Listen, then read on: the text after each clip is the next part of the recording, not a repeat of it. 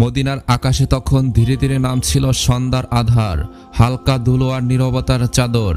এক এক করে ঘরে ঘরে জ্বলছিল প্রদীপ, কোথাও খাবারের গন্ধ, কোথাও হাড়ির শব্দ। কিন্তু হঠাৎ সাহাবীদের চোখ আটকে গেল এক ঘরের দিকে, যে ঘরটি ছিল পৃথিবীর সবচেয়ে মর্যাদাবান মানুষের ঘর, আল্লাহর প্রিয়তমা রাসূল সাল্লাল্লাহু আলাইহি ওয়াসাল্লামের ঘর। সেই ঘর থেকে না জ্বলছে কোনো আলো, না শোনা যাচ্ছে দোয়ার শব্দ, না বেশি আসছে রান্নার গন্ধ। সাহাবীদের হৃদয় কেঁপে উঠল। তারা বিস্মিত হয়ে ছুটে গেলেন উম্মুল মুমিনিন হযরত আয়েশা রাদিয়াল্লাহু তাআলা আনহার কাছে। নরম কণ্ঠে জিজ্ঞাসা করলেন, হে উম্মুল মুমিনিন, আজ তোমাদের ঘরে কি রান্না হয়েছে?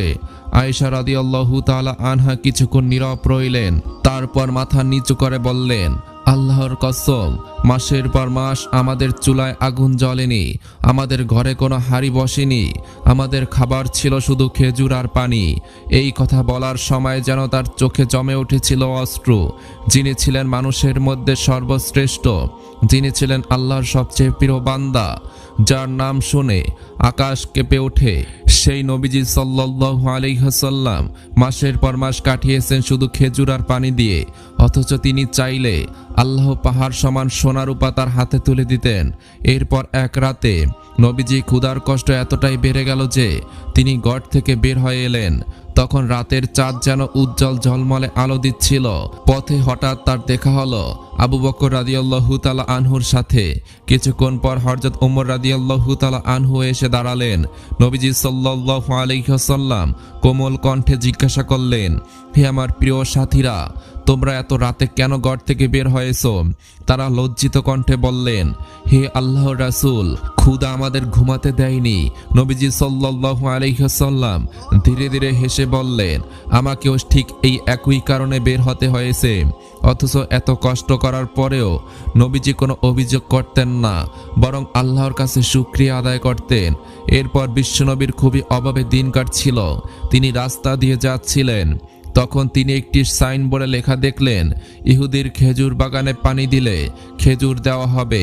তখন বিশ্বনবী সাল্লাল্লাহু আলাইহি ওয়াসাল্লাম খেজুরের আশায় সেই ইহুদির বাড়িতে রওনা হলো এবং তিনি ইহুদির বাড়িতে গিয়ে ইহুদিকে বলতে লাগলেন, ওহে ইহুদি, আমি তোমার বাড়িতে কাজ করতে চাই, আমার খেজুরের দরকার, তুমি কি আমাকে কাজ দিতে পারবে? তখন ইহুদি বলল, ভাই, তুমি আমার বাড়িতে কিসের কাজ করতে চাও? তখন বিশ্বনবী বললেন, হে ইহুদি, তোমার খেজুরের বাগানে নাকি পানি দিলে খেজুর পাওয়া যায়, আমি সেখানেই কাজ করতে চাই। তখন ইহুদি বিশ্বনবীকে বললেন, তুমি কি সেই কাজ করতে পারবে? ওই দূরে রয়েছে একটি কূপ, সেই কূপের পানি অনেক নিচে, সেখান থেকে পানি তুলতে অনেকটা কষ্ট হয়, তুমি কি সেখান থেকে পানি তুলতে পারবে? তখন বিশ্বনবী বললেন, হ্যাঁ, আমি পারবো, আমার খাবারের প্রয়োজন, আমি কাজ করব। তখন সেই ইহুদি চালাকি করে মনে মনে বলতে লাগলো, এই লোকটা তো পানি তুলতে চায়, কিন্তু ওই কূপের পানি তো অনেক নিচে, লোকটি তো পানি তুলতেই পারবে না। তখন ইহুদি মনে মনে সব চিন্তা করে একটি বালতি নিয়ে আসলো এবং সেই বালতিটির রশি ছিল অনেক নরম ও পচা। সেই বালতিটি অনেক দিন ধরে ব্যবহার করা হয়নি। তখন নবীজি সাল্লাল্লাহু আলাইহি ওয়াসাল্লামকে সেই বালতিটি দেওয়া হলো। এরপর নবীজি সাল্লাল্লাহু আলাইহি ওয়াসাল্লাম সেই বালতিটি নিয়ে কূপের কাছে যায় এবং বালতিটির রশি ছিল অনেকটাই পচা। তখন বিশ্বনবী সাল্লাল্লাহু আলাইহি ওয়াসাল্লাম যখনই বালতিটিকে কূপের মধ্যে নিক্ষেপ করলেন, আর তখন রশিটি ছিঁড়ে বালতিটি কূপের ভিতরে পড়ে গেল। সেই ইহুদি দূর থেকে এগুলো লক্ষ্য করে নবীজি সাল্লাল্লাহু আলাইহি ওয়াসাল্লামের কাছে চলে আসলেন এবং নবীজি সাল্লাল্লাহু আলাইহি ওয়াসাল্লামের গাল মোবারকে একটি থাপ্পড় মারল। তখন নবীজি সাল্লাল্লাহু আলাইহি ওয়াসাল্লাম সেই ইহুদির হাতে চর খাওয়ার পরেও ইহুদিকে কিছুই বললেন না। কি মায়ার নবী ছিলেন, কি দয়ার নবী ছিলেন, তিনি আল্লাহর কাছে কোনো নালিশও করলেন না। তখন নবীজি সাল্লাল্লাহু আলাইহি ওয়াসাল্লাম ইহুদিকে লক্ষ্য করে বললেন, হে ইহুদি, তুমি আমাকে যে হাত দিয়ে চর মেরেছো, সে হাতে কি তুমি ব্যথা পেয়েছো? তখন ইহুদি বলল, আমি কেন ব্যথা পাবো? আমি কোনো ব্যথা পাইনি, তুমি আমার নতুন বালতি কূপের ভিতরে ফেলে দিয়েছো, তাই তোমাকে আমি চর মেরেছি। তখন নবীজি সাল্লাল্লাহু আলাইহি ওয়াসাল্লাম বলতে লাগলেন, আমি কূপের ভিতর থেকে বালতিটি তুলে তোমার বাগানে পানি দিয়ে দেব, তুমি কি পারবে আমাকে আমার পাওনা মিটিয়ে দিতে? তখন ইহুদি আশ্চর্য হয়ে গেল এবং বলতে লাগলো, তুমি আমার কূপ থেকে কিভাবে বালতিটি তুলবে? আমার কূপের তো কোনো সিঁড়ি নেই, এবং এটি থেকে তুমি কিভাবে পানি তুলবে এবং কিভাবে আবার বালতিটি তুলে দিবে? তখন বিশ্বনবী সাল্লাল্লাহু আলাইহি ওয়াসাল্লাম ওই কূপের দিকে যেতে লাগলো। তখন আল্লাহ রাব্বুল আলামিন হযরত জিবরাইল আলাইহিস সালামকে বললেন, হে জিবরাইল, দেখো আমার বন্ধু কূপের কাছে আসছে, তুমি তাড়াতাড়ি যাও, ওই কূপের পানি কূপের সমান সমান করে দাও এবং বালতিটি আমার বন্ধুর হাতে ধরিয়ে দাও। আমার বন্ধুর যাতে পানি তুলতে কোনো কষ্ট না হয়, আমার বন্ধু যাতে খালি হাতে ফিরে না আসে, আমার বন্ধুর হাতে তুমি বালতিটি ধরিয়ে দাও। তখন বিশ্বনবী মুহাম্মদ সাল্লাল্লাহু আলাইহি ওয়াসাল্লাম সেই কূপের ভিতরে হাত দেওয়ার সাথে সাথেই বালতিটি তার হাতে চলে আসলো। তখন ওই ইহুদি মনে মনে ভাবতে লাগলো, আমার তো কূপের কোনো তলা নেই, এই লোক কিভাবে বালতিটি তুলতে পারল? এই লোক কোনো সাধারণ লোক নয়। তখন নবীজি সাল্লাল্লাহু আলাইহি ওয়াসাল্লাম সেই খেজুর বাগানে পানি দিতে লাগলো। খেজুর বাগানে পানি দেওয়া শেষ হলে সেই ইহুদি ব্যক্তি বিশ্বনবীকে 12টি খেজুর দিল। সেই খেজুরগুলো নিয়ে বিশ্বনবী বাড়ি ফিরে আসলেন এবং হাসান ও হোসেনকে খুঁজতে লাগলেন। তখন নবীজি সাল্লাল্লাহু আলাইহি ওয়াসাল্লাম অনেক খোঁজাখুঁজির পরেও হাসান ও হোসেনকে কিছুতেই খুঁজে পাচ্ছিলেন না। এরপর মরুভূমিতে গিয়ে রাখালদেরকে জিজ্ঞাসা করলেন, হে রাখালরা, তোমরা কি হাসান ও হোসেনকে দেখেছো? তোমরা কি দুটি ছোট শিশু বাচ্চাদেরকে দেখেছো? তখন ওই রাখালরা জবাব দিল, হ্যাঁ, আমরা দুইটি বাচ্চাকে দেখেছি, কিন্তু আমাদের একটি কথা আছে, এই কথাটি তোমাকে শুনতেই হবে। আমরা দুটি বাচ্চাকে দেখেছি ওই রাস্তা দিয়ে ওই মরুভূমির পাহাড়ে গিয়ে ঘুমিয়ে আছে, হে মুহাম্মদ সাল্লাল্লাহু আলাইহি ওয়াসাল্লাম। কিন্তু দুঃখের বিষয় এই যে ওই বাচ্চা দুইটি যখন ওই রাস্তা দিয়ে গিয়েছে, আমাদের এই উট ও বকরিগুলো ওই বাচ্চা দুটোর দিকে তাকিয়ে তাকিয়ে চোখের পানি ছেড়ে দিয়েছে। ওই বাচ্চা দুটো যতক্ষণ পর্যন্ত এই পাহাড়ের ভিতরে রয়েছে ততক্ষণ পর্যন্ত একটি পশুও ঘাস মুখে দেয়নি। এই ব্যাপারটা কি আমরা বুঝতে চাই? তখন বিশ্বনবী বললেন, ওহে রাখালরা, তোমরা ওই দুইজন বাচ্চাকে দেখে সহ্য করতে পেরেছো, জগৎবাসীও সহ্য করতে পেরেছে, কিন্তু এই উটগুলো, এই পশুগুলো সহ্য করতে পারেনি। ওই দুইজন বাচ্চার মুখে যতক্ষণ পর্যন্ত খাবার যাবে না ততক্ষণ পর্যন্ত এই পশু পাখিও খাবার মুখে দিবে না। এরপর নবীজি সাল্লাল্লাহু আলাইহি ওয়াসাল্লাম হাসান ও হোসেনের উদ্দেশ্যে পাহাড়ে রওনা হলেন এবং সেখানে গিয়ে তিনি দেখতে পেলেন হাসান ও হোসেন বালি দিয়ে বালিশ বানিয়ে সেখানে ঘুমিয়ে আছে। তখন নবীজি সাল্লাল্লাহু আলাইহি ওয়াসাল্লাম হাসান ও হোসেনের কাছে গিয়ে তাদের মাথায় হাত বুলিয়ে দিল। যখন তারা দেখল তাদের নানা জান এসেছে, তখন তারা ঘুম থেকে উঠে পড়ল এবং নবীজি সাল্লাল্লাহু আলাইহি ওয়াসাল্লামকে জড়িয়ে ধরে বলতে লাগলেন, ওহে নানা জান, আমাদের ঘরে কোনো খাবার নেই, চুলায় আগুন জ্বলে না, আবার তুমিও নেই। নানা জান, আমাদের পেটে যখন ক্ষুধা লাগে আমরা সহ্য করতে পারি না। ওই মুহূর্তে যখন তুমি আমাদের বাড়িতে আসো, তোমাকে দেখলেই আমাদের পেটের ক্ষুধা থাকে না। এবার নবীজি সাল্লাল্লাহু আলাইহি ওয়াসাল্লাম হাসান ও হোসেনকে আদর করতে করতে বলতে লাগলো, ও নানা ভাইয়েরা, চলো, আর বেশি দেরি করা যাবে না, চলো আমরা বাড়িতে চলে যাই। তখন ইমাম হাসান ও হোসেন বলতে লাগলেন, ওহে নানা জান, আমরা বাড়িতে যাব না, কারণ তোমার মেয়ে আমাদের খাবার দিবে না। খাবার চাইলেই তোমার মেয়ে খাবার দেওয়ার কথা বলে আমাদেরকে খাবার দেয় না। এরপর বিশ্বনবী বলতে লাগলেন, ওহে নানা ভাইয়েরা, চলো, আর রাগ করো না। অনেক বুঝানোর পর বিশ্বনবী মুহাম্মদ সাল্লাল্লাহু আলাইহি ওয়াসাল্লাম হাসান ও হোসেনকে নিয়ে বাড়ির দিকে রওনা হলেন। এবার বাড়িতে এসে নবীজি সাল্লাল্লাহু আলাইহি ওয়াসাল্লাম হযরত ফাতেমা রাদিয়াল্লাহু তাআলা আনহাকে বললেন, হে ফাতেমা, আমি তোমাদের জন্য খাবার নিয়ে এসেছি। নবীজি সাল্লাল্লাহু আলাইহি ওয়াসাল্লাম মা ফাতেমাকে খাবারগুলো দিয়ে বলতে লাগলো, হে ফাতেমা, তুমি দুটি খেজুর খাও, হাসানকেও দুটি দাও আর হোসেনকেও দুটি দাও। তখন মা ফাতেমা খাবারগুলো হাতে নিয়ে বিশ্বনবীর মুখের দিকে তাকিয়ে কান্না করতে লাগলো এবং বলতে লাগলো, আব্বাজান, আপনি আমাদেরকে যে খাবারগুলো দিয়েছেন তা আমরা খাবো, কিন্তু আব্বাজান, আমি ফাতেমা জানতে চাই আপনার গালের উপরে কেন 10টি আঙ্গুলের দাগ রয়েছে? আব্বাজান, আপনার গালের উপরে আঙ্গুলের ছাপ কেন? আব্বাজান, তোমাকে কে মেরেছে? তখন নবীজি সাল্লাল্লাহু আলাইহি ওয়াসাল্লাম বললেন, হে ফাতেমা, তুমি খাবার খাও, এই প্রশ্ন তুমি আমাকে এখন করো না।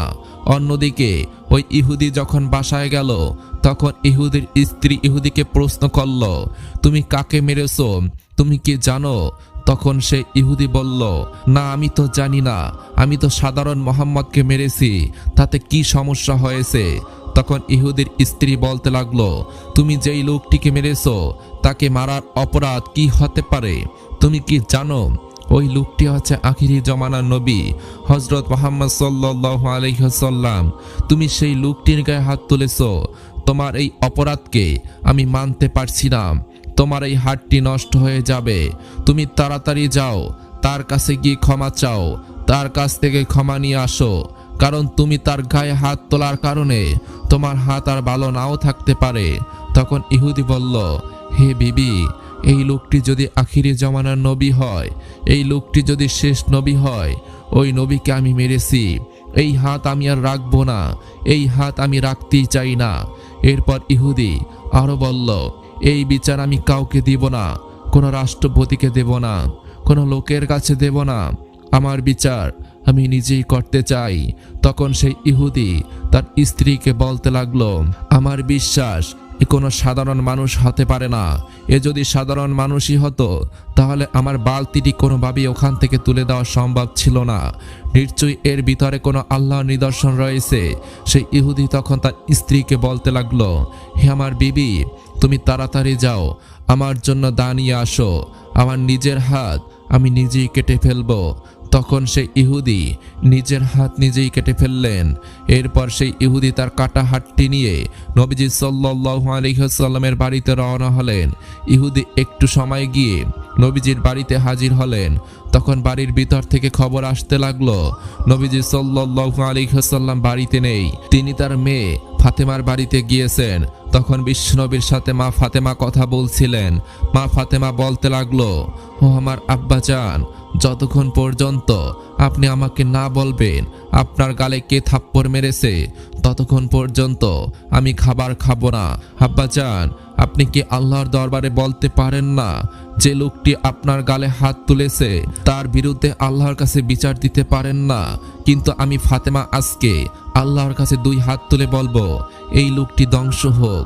তখন নবীজি সাল্লাল্লাহু আলাইহি ওয়াসাল্লাম বললেন, হে ফাতেমা, আমি তো গজবের নবী নয়, আমি হচ্ছি রহমতের নবী, আমি তো ক্ষমা করে দেওয়ার নবী, আমি তো প্রতিশোধ নেবার নবী নয়। তখন নবীজি সাল্লাল্লাহু আলাইহি ওয়াসাল্লাম আরো বললেন, ফাতেমা, ওরা আমাকে চিনতে পারেনি, আমাকে না চিনে আমাকে মেরেছে। তখন একটু পরে খবর পাওয়া গেল বাড়ির বাহির থেকে কে যেন আওয়াজ করে বলছে, বাড়ির ভিতরে কি মুহাম্মদ সাল্লাল্লাহু আলাইহি ওয়াসাল্লাম আছে? তখন মা ফাতেমা ও হযরত মুহাম্মদ সাল্লাল্লাহু আলাইহি ওয়াসাল্লাম ঘরের বাহিরে এসে দেখতে পেলেন ওই ইহুদি দাঁড়িয়ে আছে এবং সে তার হাত কেটে রক্তমাখা অবস্থায় দাঁড়িয়ে রয়েছে। তখন সেই ইহুদি বিশ্বনবীকে দেখা মাত্র বলতে লাগলো, হে নবী, আপনি আমাকে মাফ করে দিন, আমার অনেক বড় ভুল হয়ে গেছে। তখন নবীজি সাল্লাল্লাহু আলাইহি ওয়াসাল্লাম বলতে লাগলেন, হে ইহুদি, তোমার কি হয়েছে? তখন ইহুদি বলল, হে আল্লাহর রাসূল, আমি ভুল করে আপনার গায়ে হাত তুলেছি, তাই আমার বিচার আমি নিজেই করেছি, আমি দুনিয়ার কারোর কাছে দেইনি, আমার নিজের হাত আমি নিজেই কেটেছি, আমার নিজের বিচার আমি নিজেই করেছি, আমার হাতটি আমি কেটে ফেলেছি। যে নবীর গায়ে মশা মাছি বসে না সেই নবীর গায়ে আমি হাত তুলেছি, তাই আমার হাত আমি নিজেই কেটে ফেলেছি। তখন বিশ্বনবী সাল্লাল্লাহু আলাইহি ওয়াসাল্লাম বলতে লাগলেন, হে ইহুদি, তোমার হাত কাটার কি দরকার ছিল? আমি তো তোমাকে ক্ষমা করে দিয়েছি। ইহুদি বলল, হে নবী, আপনার মতো মানুষ এই পৃথিবীতে আর নেই, এত কিছু হওয়ার পরেও আপনি আমাকে মাফ করে দিয়েছেন। তখন বিশ্বনবী মুহাম্মদ সাল্লাল্লাহু আলাইহি ওয়াসাল্লাম সেই ইহুদির হাতটি আগের মতো জোড়া লাগাতে চাচ্ছিলেন। তখন আল্লাহ রাব্বুল আলামিন জিবরাইলকে ডেকে বলল, ওহে জিবরাইল, তুমি দেখো আমার বন্ধু কি করতে চায়, তুমি যাও এবং তাকে গিয়ে বলে দাও নবীজি সাল্লাল্লাহু আলাইহি ওয়াসাল্লাম তাকে যদি ক্ষমা করে দেয় তাহলে আল্লাহ তাকে ক্ষমা করে দেবেন।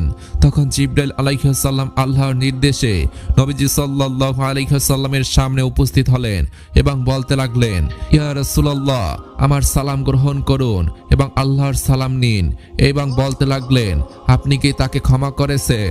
তখন নবীজি সাল্লাল্লাহু আলাইহি ওয়াসাল্লাম জিবরাইলকে উদ্দেশ্য করে বলতে লাগলো, হে জিবরাইল, আমি তো গজবের নবী না, আমি তো রহমতের নবী, আমি তো প্রতিশোধের নবী না, আমি তো ক্ষমার নবী। জিবরাইল, তুমি যাও, আল্লাহকে বলো আমি তাকে ক্ষমা করে দিয়েছি। আমার আল্লাহ যেন তাকে ক্ষমা করে দেয় এবং আল্লাহ যেন তার হাতটিকে পুনরায় আগের মতো করে দেয়। এরপর নবীজি সাল্লাল্লাহু আলাইহি ওয়াসাল্লাম আল্লাহর নির্দেশে মুখের থুতু মোবারক লাগিয়ে হাতটি জোড়া লাগিয়ে দিল। তখন তার হাতটি এমনভাবে জোড়া লেগে গেল যেন ইতিপূর্বে কিছুই ঘটেনি। তখন ইহুদি বলতে লাগলো, হে নবী, ইয়া রাসূলুল্লাহ, আপনি যেই কাটা হাতটি থুতু মোবারক লাগিয়ে জোড়া লাগিয়ে দিয়েছেন, সেই হাতটি ধরে আমাকে কালেমা পড়িয়ে মুসলমান বানিয়ে দিন। এরপর বিশ্বনবী সেই ইহুদি ব্যক্তিকে কালেমা পড়িয়ে মুসলমান বানিয়ে দিলেন। সুবহানাল্লাহ। এরপর হযরত ওমর রাদিয়াল্লাহু তাআলা আনহু একদিন নবীজিকে খুঁজতে বের হলেন, কিন্তু তিনি তাকে কোথাও খুঁজে পেলেন না। অবশেষে তিনি হাজির হয়ে গেলেন নবীজি সাল্লাল্লাহু আলাইহি ওয়াসাল্লামের বাড়িতে। তখন নবীজি সাল্লাল্লাহু আলাইহি ওয়াসাল্লাম ওমরকে নিজের কাছে বসতে দিলেন। রাসূলুল্লাহ সাল্লাল্লাহু আলাইহি ওয়াসাল্লামের গায়ে তখন একটি মাত্র চাদর, আর ঘরে ছিল একটি মাত্র খাটিয়া এবং একটি বালিশ। খাটিয়ার কোনো বিছানাপত্র নেই, তাও আবার খেজুরের পাতার তৈরি। এর এক কোণে রয়েছে একটি পাত্র এবং এক কোণে রয়েছে একটি পশুর চামড়ার তৈরি পানির পাত্র। বিশ্বনবীর বাড়িতে ওমর এসেছেন এই প্রথমবার। তিনি ঘরের এদিকে ওদিকে তাকালেন, কিন্তু অতিরিক্ত আর কিছুই দেখতে পেলেন না। রাসূলুল্লাহ সাল্লাল্লাহু আলাইহি ওয়াসাল্লামের ঘরে এত সামান্য জিনিস দেখে তিনি অবাক হয়ে গেলেন। ওমর বিন খাত্তাবের মনে তখন নানা প্রশ্ন। তিনি ভাবতে লাগলেন, নবীজির ঘরে এত সামান্য জিনিস কেন? কেন তিনি এত কষ্ট করবেন? কিসের এত অভাব? খালি বিছানায় ঘুমাতে গিয়ে বিশ্বনবীর পিঠে দাগ পড়বে, এ কেমন কথা? ঘরের আসবাবপত্র, অন্যান্য উপকরণের দিক দিয়ে তিনি তৃপ্তির জীবন কাটাতে পারবেন না, এ কেমন করে হয়? ওমর বিন খাত্তাব ভাবতে পারলেন না। বিশ্বনবীর দুঃখ কষ্টের কথা ভেবে তার মন ভারী হয়ে গেল। তখন নবীজি সাল্লাল্লাহু আলাইহি ওয়াসাল্লামের চোখে তা ধরা পড়ল। এরপর নবীজি সাল্লাল্লাহু আলাইহি ওয়াসাল্লাম তাকে বলতে লাগলেন, ওহে ওমর, কি হয়েছে? তখন ওমর বিন খাত্তাব রাদিয়াল্লাহু তাআলা আনহু নবীজিকে বললেন, এই খাটিয়ায় কোনো বিছানা নেই, শূন্য বিছানায় শুয়ে আপনার পিঠে দাগ হয়ে গেছে। আপনার গৃহে আসবাবপত্র খুবই সামান্য, প্রয়োজনীয় অনেক জিনিস আপনার নেই। আপনার ঘরটি একটু ভালোভাবে বসবাসের অনুপযোগী। পারস্য সম্রাট ও রোমান রাজারা অমুসলিম, অথচ কত সুখ শান্তি তাদের, জিনিসপত্রের কোনো অভাব নেই। আপনি আল্লাহর রাসূল, আল্লাহর প্রেরিত নবী, অথচ আপনার এসব কিছুই নেই। কিসের এত অভাব আপনার? আপনি কেন এমন দুঃখ কষ্ট ভরা জীবন যাপন করবেন? তখন নবীজি সাল্লাল্লাহু আলাইহি ওয়াসাল্লাম মৃদু হেসে বললেন, হে ওমর, তুমি যাদের কথা বলেছ তারা অনেক আরাম আয়েশের মধ্য দিয়ে জীবন কাটিয়েছে, অনেক সুখ শান্তি তাদের, কিন্তু তুমি কি এটা পছন্দ করো না? তারা শুধু এই পৃথিবীর জীবন ভোগ করবে আর আমরা ভোগ করব পরকালের শুভ শান্তি। তখন ওমর বিন খাত্তাব নিজের ভুল বুঝতে পারলেন। বিশ্বনবীর কাছ থেকে তিনি নতুন শিক্ষা পেলেন। দুনিয়াতে আরাম আয়েশের সময় না কাটাবার মহান প্রেরণা নিয়ে তিনি সেদিনের মতন বিদায় নিলেন। অতঃপর টানা 3 দিন পর্যন্ত আমাদের প্রিয় নবী মুহাম্মদ সাল্লাল্লাহু আলাইহি ওয়াসাল্লামকে কোথাও দেখা যাচ্ছিল না। হযরত ওমর রাদিয়াল্লাহু তাআলা আনহু এবং হযরত আবু বকর রাদিয়াল্লাহু তাআলা আনহু নবীজিকে খুঁজতে বেরিয়ে পড়লেন। এই সময় হযরত ওমর রাদিয়াল্লাহু তাআলা আনহুর হাতে তরবারি ছিল। তিনি কিছু ইহুদির সামনে গিয়ে গর্জন করে বললেন, হে টিকটিকির বাচ্চারা, আমার নবী কোথায়? বল, আমার নবীকে তোমরা কোথায় রেখেছ? বল, না হলে আমি ওমর আজই তোমাদের সবাইকে হত্যা করে দেব। হযরত ওমর রাদিয়াল্লাহু তাআলা আনহুর এই কথা শুনে ইহুদিরা কাঁপতে কাঁপতে বলল, আল্লাহর কসম, আমরা কোনো নবীকে দেখিনি। তখন হযরত আবু বকর রাদিয়াল্লাহু তাআলা আনহু বললেন, ওমর, আমরা এগিয়ে যাই, হয়তো আরো লোক পাবো, তাদেরকে জিজ্ঞাসা করব যে আমাদের মায়ের নবী কোথায় আছেন। অতঃপর দুজনে এগিয়ে গেলেন। কিছুক্ষণ হেঁটে একটি পাহাড়ের কাছে কিছু রাখালদেরকে দেখতে পেলেন। তখন আবু বকর সিদ্দিক রাদিয়াল্লাহু তাআলা আনহু জিজ্ঞাসা করলেন, হে রাখালরা, তোমরা কি রাস্তা দিয়ে আমাদের প্রাণী নবীকে যেতে দেখেছো? তখন একজন রাখাল বলল, আজ 3 দিন ধরে একজন ব্যক্তি ওই পাহাড়ের গুহায় সেজদায় পড়ে কাঁদছে। 3 দিন কেটে গেল, কিন্তু তার কান্না থামছে না। তার কান্না শুনে আমাদের ছাগলগুলো ঘাস খাচ্ছে না, পানি পান করছে না, এমনকি এদের বাচ্চারাও দুধ পান করছে না। তোমরা সেই ব্যক্তিকে নিয়ে যাও, না হলে আমাদের প্রাণীগুলো ক্ষুধায় মারা যাবে। এটা শুনে আবু বকর সিদ্দিক রাদিয়াল্লাহু তাআলা আনহু বললেন, হে ওমর, যার কান্না শুনে পশুরা খাওয়া ছেড়ে দেয়, তিনি আমাদের নবী ছাড়া আর কেউ হবেন না। চলো আমরা এগিয়ে যাই, নিশ্চয়ই তিনি আমাদের নবী মুহাম্মদ সাল্লাল্লাহু আলাইহি ওয়াসাল্লাম। ফলে তারা দুজন এগিয়ে গেলেন এবং গুহার সামনে পৌঁছালেন। তখন দেখলেন নবীজি সাল্লাল্লাহু আলাইহি ওয়াসাল্লাম সেজদায় আছেন এবং কাঁদছেন। তখন হযরত ওমর রাদিয়াল্লাহু তাআলা আনহু ডেকে বললেন, ইয়া রাসূলুল্লাহ, 3 দিন ধরে আমরা আপনাকে খুঁজে খুঁজে পাগল হয়ে গেছি, আপনি এখানে উম্মতদের জন্য কাঁদছেন। ইয়া রাসূলুল্লাহ, আমরা আপনাকে নিতে এসেছি, আপনি মাথা তুলুন। কিন্তু নবীজি সাল্লাল্লাহু আলাইহি ওয়াসাল্লাম কোনো জবাবই দিলেন না। তখন হযরত আবু বকর সিদ্দিক রাদিয়াল্লাহু তাআলা আনহু বললেন, ইয়া রাসূলুল্লাহ, আপনি আপনার উম্মতদের জন্য এত কাঁদছেন কেন? আপনি শুনুন, আমি আবু বকর বলছি, আমার সারা জীবনের ইবাদত আপনার উম্মতদের নামে করে দিচ্ছি, এবার তো মাথা তুলুন। তবু নবীজি সাল্লাল্লাহু আলাইহি ওয়াসাল্লাম মাথা তুললেন না। তখন আবু বকর সিদ্দিক রাদিয়াল্লাহু তাআলা আনহু ওমরকে বললেন, ওমর, আমার মনে হয় যতক্ষণ ফাতেমা না আসবে ততক্ষণ নবীজি সাল্লাল্লাহু আলাইহি ওয়াসাল্লাম গুহা থেকে বের হবেন না। চলো ফাতেমার বাড়িতে যাই। অতঃপর 2 জন চলতে লাগলেন। পথে হযরত আলী রাদিয়াল্লাহু তাআলা আনহুর সাথে তাতে দেখা হয়ে গেল। তখন তাকে সকল ঘটনা শোনালো এবং তারপর সবাই মিলে হযরত ফাতেমা রাদিয়াল্লাহু তাআলা আনহার বাড়িতে পৌঁছালেন। ফাতেমা পুরো ঘটনা শুনলেন এবং হাসান ও হুসেনকে সাথে নিলেন। হযরত আলী, হযরত ওমর, হযরত আবু বকর সবাই মিলে সেই গুহার দিকে চলতে লাগলেন।